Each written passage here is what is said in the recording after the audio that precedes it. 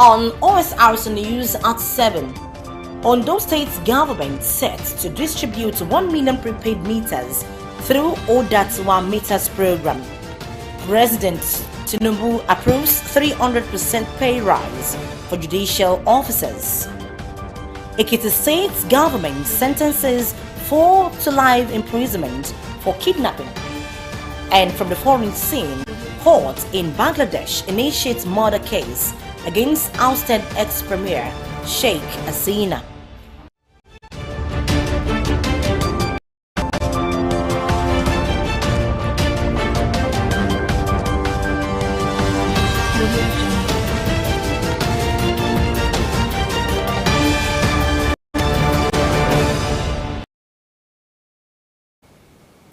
Thank you very much for joining us tonight on the news at 7 on OSRC television. I am Oyewumi Ayinigbara. Ondo State government has reached agreement with Benin Electricity Distribution Company to expedite actions towards actualizing the state-sponsored metering program Odatuwa Meters initiatives for immediate flag-off.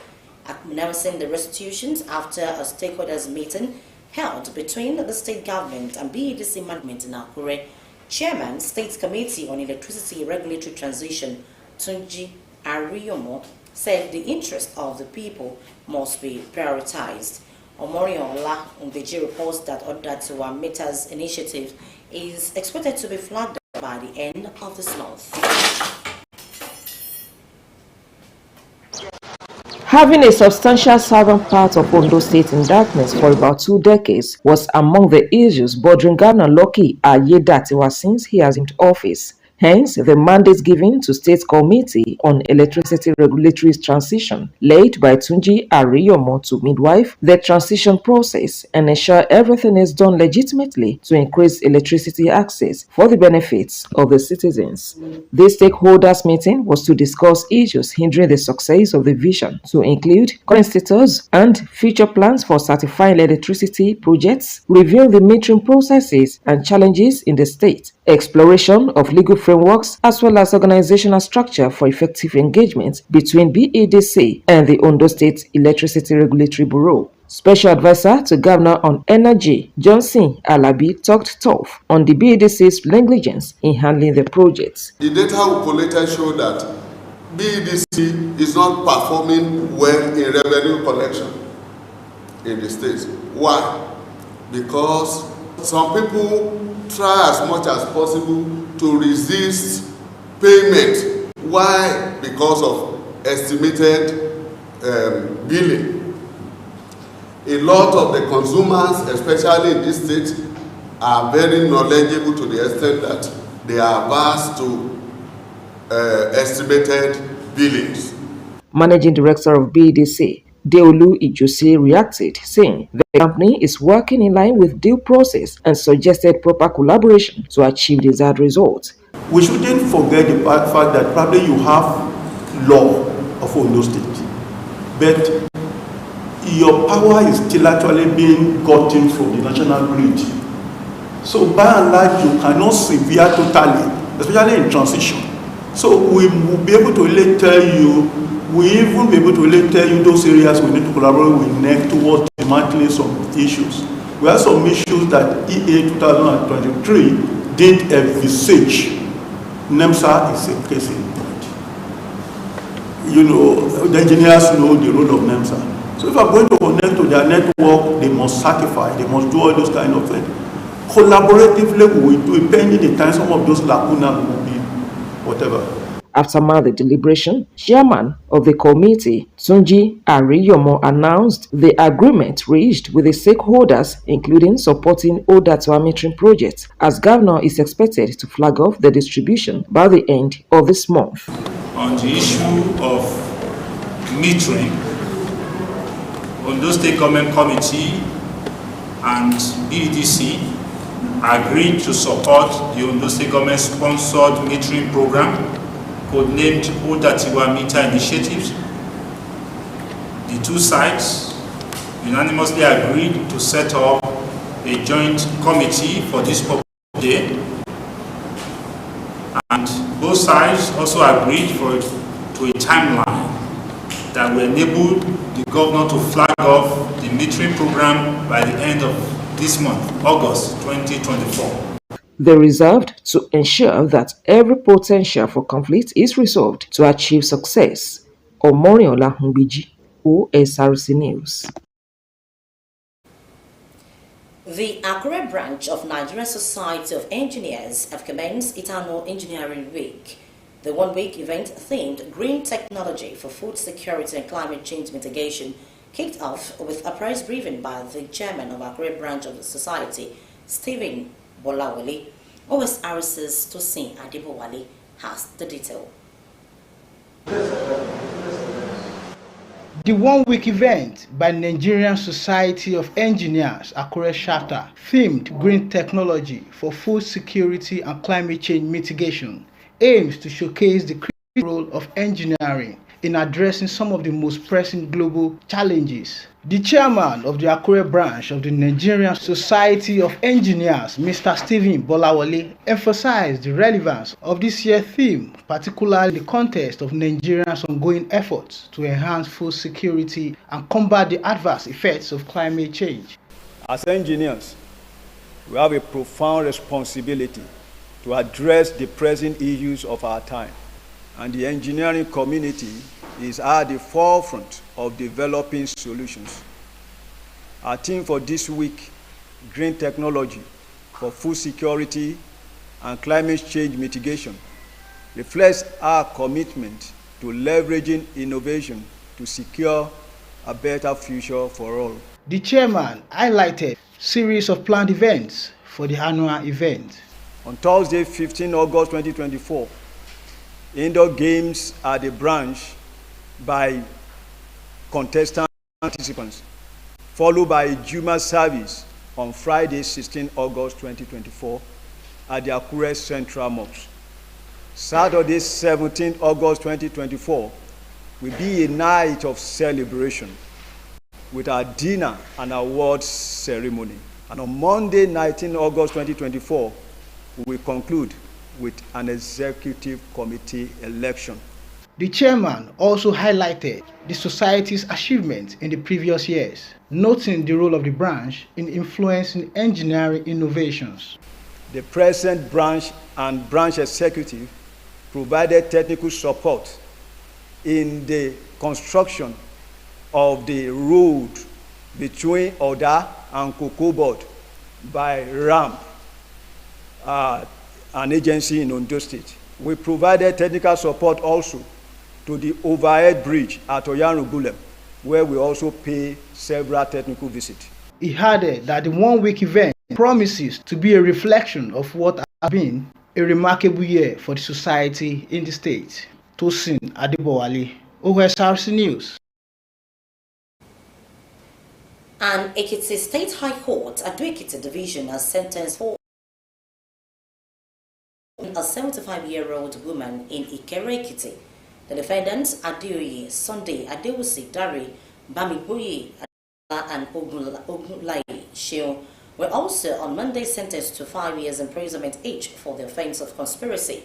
The court, however, discharged and acquitted the fifth defendant, Ojo Tokwe, of the charges leveled against them. The defendants were tried for the kidnap of 75-year-old Madam Florence Bobola from her house on September 14, 2017, in Ikere Ekiti, and kept her in the forest between Eyo and Awe Ekiti for 4 days until she was eventually released after the payment of 1.5 million naira ransom. The judge, Justice Lekon Ogumoye, in the judgment held that the prosecution proved the offenses of conspiracy to kidnap and kidnapping against the first to fourth defendant beyond reasonable doubt.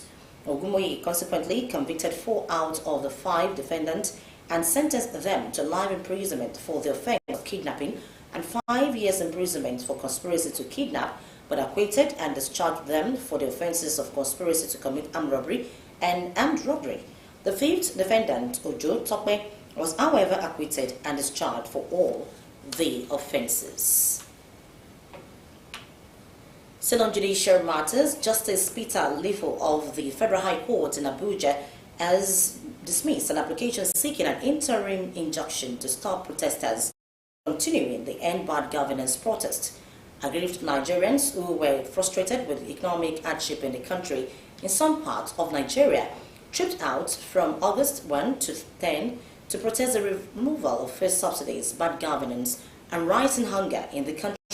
Danladi Goje Buki Abayemi, Adiza Abu, and 13 other Nigerians had in an application sought the enforcement of their fundamental rights against the organizations who chaired the protests. The applicants sued various organizations as respondents, including the Attorney General of the Federation and security agencies. Justice Lifu, in a ruling, however, dismissed the ex parte application for lacking in merit. The trial judge held that the protest ended last week, noting that there was no evidence presented before the court showing that the protesters would reconvene later. He later adjourned the hearing on the motion on notice to August 29. President Bola Tinubu has approved the national policy on health and workforce migration to address the challenges facing Nigeria's health human resources. The coordinating Minister of Health and Social Welfare Party disclosed this on its social media platform X. Party said the policy is more than just a response to the ongoing exodus of healthcare professionals, but a comprehensive strategy to manage, harness, and reverse health workers' migration. The minister noted that central to this vision is the Nigeria Human Health Resources Program, which sets a framework for regular reviews of working conditions, ensuring that health workers, especially in rural and underserved areas, receive the recognition and reward they deserve. He added that the policy addresses the return and reintegration of Nigerian health professionals from the diaspora. He said, by establishing streamlined registration processes and providing attractive incentives, the policy not only encourages the return of talented professionals, but actively reintegrates them into the health system. Meanwhile, President Bola Tinubu has signed Judicial Office Order Salaries and Allowances Bill into law. Special advisor to the President of Senate Matters, Senator Bashir Lado, disclosed this in a statement in Abuja. The National Assembly had in June approved a bill that grants a 300% salary increase for judicial officers at the federal and state levels. This followed the consideration and adoption of an executive bill transmitted by the President, which sought to reprieve improved salaries and allowances as well as other fringe benefits for judicial officers and workers. According to Lado, the move underscores President Tinubu's prioritization of the welfare of Nigerian workers, just like he did when he recently put on hold an ongoing Federal Executive Council meeting to assent to the new national minimum wage bill of 70,000 naira. And now the Association of Senior Civil Servants of Nigeria, ASCSN, has threatened to cripple the activities of states that refuse to implement the 70,000 naira new minimum of the association Shehu Association's 5th Quadrennial Delegates Conference in Lagos, where he emerged as the new president. He urged state governments to implement the new wage to improve the standard of living of their citizens, since the incomes of state governments have continued to rise following an enhanced allocation from the Federal Account Allocation Committee, FAC. Earlier, the Secretary General of the Association, Joshua Kwebo, argued that following the increase in allocation from the Federal Account Allocation Committee, FAC, since the removal of fuel subsidy, the state governors should immediately implement the new minimum wage to improve the standard of living of their citizens. Delivering a solidarity message, the President of the Trade Union Congress of Nigeria, TUC, Festus Osifo, promised to support the new executives to ensure the interests of workers were protected. He urged the new leadership to put the interests of the union first and those who elected them into office. You're still watching Osrc News at 7 after the break. Troop kills 5 terrorists in border states. Please do rejoin us for this and more.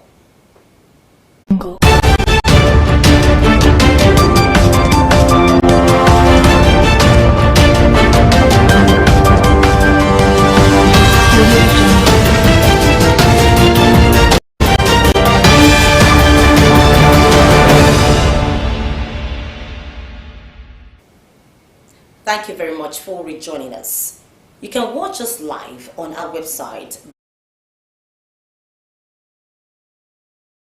on Facebook at OSRC TV, and on YouTube you can subscribe to our channel OSRC TV Ondo. The Revenue Mobilization Allocation and Fiscal Commission has called on other states of the Federation to imitate best practices to replicate the feat of Lagos State in internally generated revenue records. The RMAFC directed a call to other states during a recent visit by the Commission to Lagos House in Mr. Abayomi Oluyomi reiterated that the state achieved a significant milestones in IGR, increasing it by 70% over the past 5 years. Oluyomi highlighted the state initiatives, including revenue courts, ICT-led payments and collections, and the new launched Lagos Revenue Platform.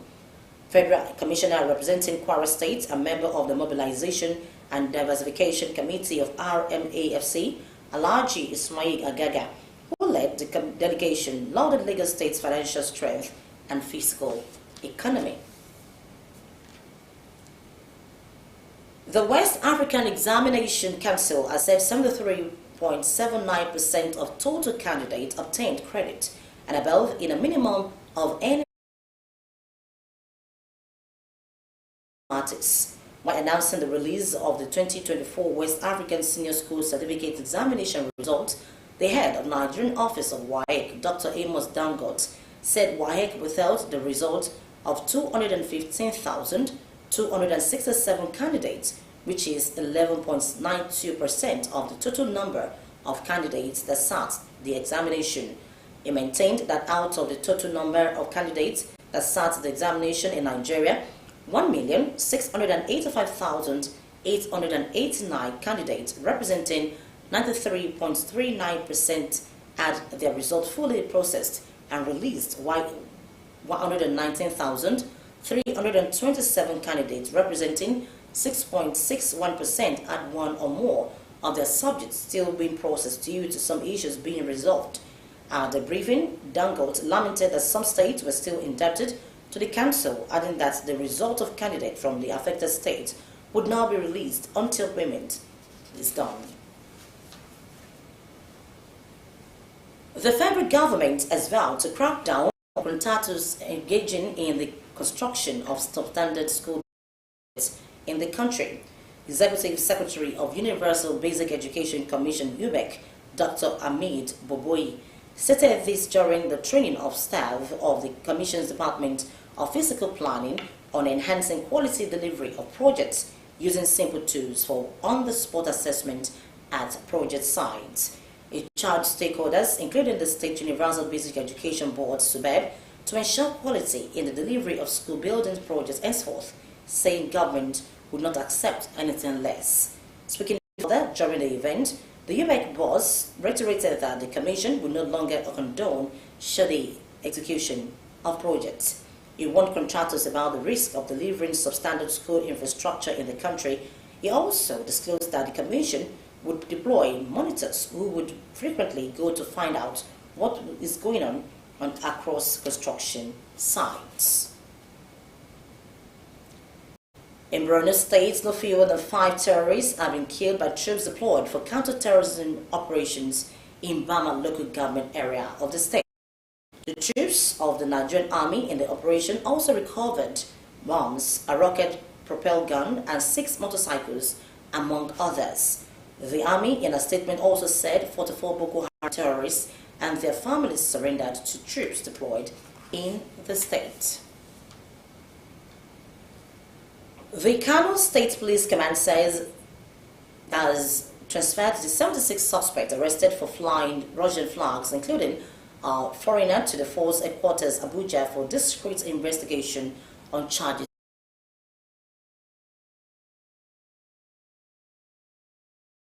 Giving an update on the suspects arrested during the nationwide hunger protest that turned violent in the north.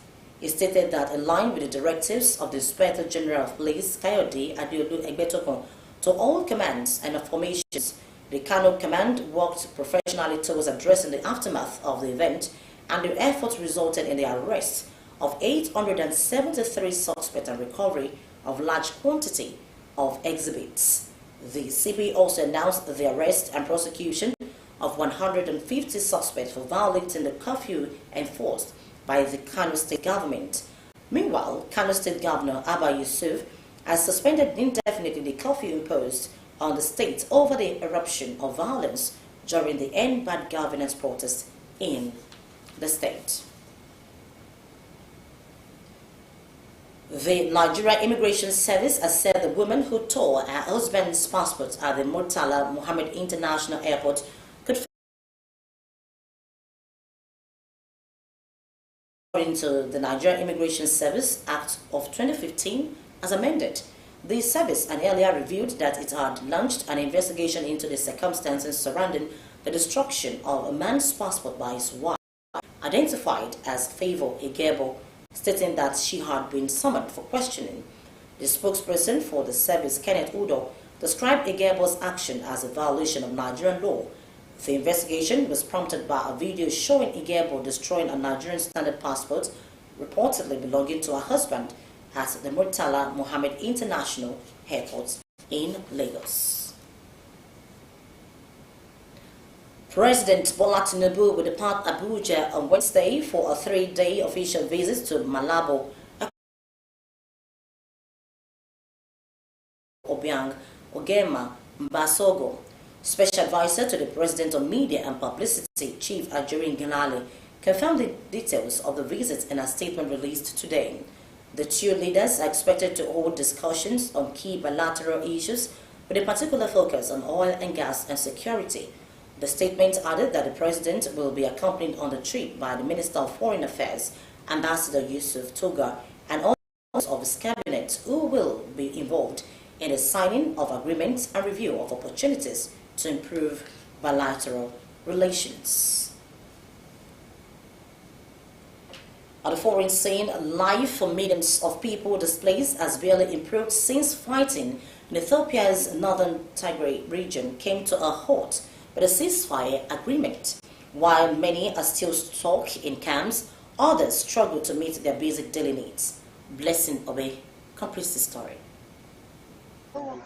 44-year-old Garnet Mesha works a part that has become all too familiar, trying to find food for her family at the local relief office in Adwa, and once again coming back with nothing. We are now on the brink of despair. I have not received any humanitarian aid for 5 to 6 months. They register our names but then tell us we are not on the list. Only a few people are receiving aid. It's an experience common to many others at aid camp in the Grey. Many federal forces began fighting regional troops in 2020. Many people fled here, and despite a ceasefire deal 2 years later, pockets of violence are still being reported. The ongoing supplies have forced aid agencies to scale back. I've been in this camp for 3 years and am now entering my 4th year. Since arriving, I've struggled to care for my children, suffering cold and hunger daily. Many others share my plight, but we have no choice but to stay here. Nearly 1 million people across the Grey have been unable to go back to their homes. They accuse the government of failing to guarantee their safety, a situation that has left them caught between unending deprivation and fearing for their lives. By staying here, we are merely waiting for death. We are on the verge of death, praying to God to take us back to our homes. Aid agencies warned that the people of the Greys are at risk of extreme hunger. Many have already died of starvation, and even though most of the guns are falling silent, life in the Grey is still a desperate battle for survival. Blessing Obe, Osrc News. The United Nations Security Council is set to meet today for its 24th special session since the war in Gaza began on October 7th. The urgent meeting has been prompted by a devastating school massacre that occurred on Saturday, escalating concerns over the civilian toll of the conflict. The council faces the challenges of addressing the worsening humanitarian crisis as violence continues to rage in Gaza. The suffering of civilians remains a central focus, with international calls for a ceasefire and increased humanitarian aid growing louder. Adirunke Kolawole is here with the detail.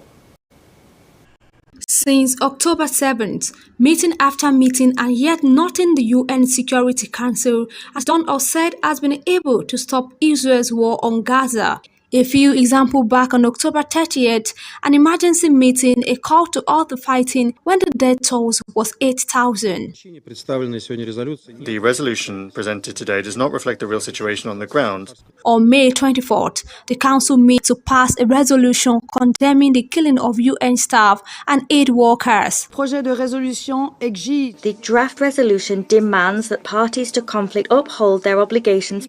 Since then, another 15 UN personnel killed and more humanitarian workers as well. And on May 29th, the Council met after Israel strikes at camp in Rafah, sparking fires, killing dozens. We are heartbroken and horrified. Since then, more strikes by Israel. This is the 24th special session that has been called on Palestine since October 7th. 24 sessions, yet very little that the Security Council has actually been able to do. That's significant, and it's something that will continue to hurt and undermine the legitimacy of the Security Council, far past when a ceasefire is reached in Gaza. I think one of the biggest takeaways, which many member states have been shouting from the rooftops, is a need for reform of the Security Council. We're in a situation where the Security Council is clearly not working to maintain international peace and security as it was mandated to do. Ridia Monzo, Palestinian ambassador to the UN, says the Council and member states have the tools to hold Israel to account. There are many things that they can do if they have the political will to act. Adirunke Kolawole, Osrc News. A court in Bangladesh has initiated a murder investigation against the ousted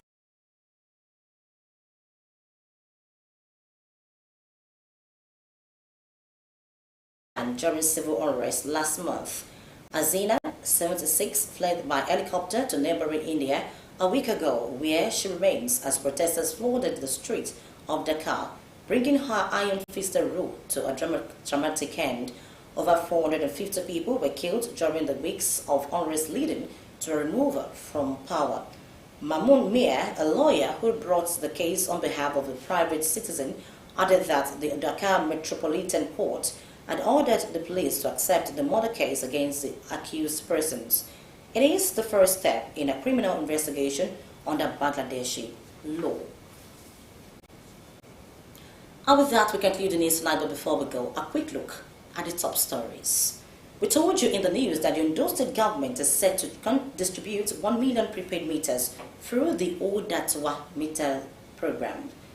President Bola Tinubu has approved 300% pay rise for judicial officers' salaries and allowances bill into law.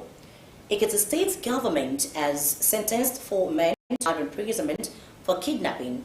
And we also told you from the foreign scene that court in Bangladesh has initiated murder case against ousted ex-premier Sheikh Hasina. That's the news tonight. Thank you very much for watching. Good evening.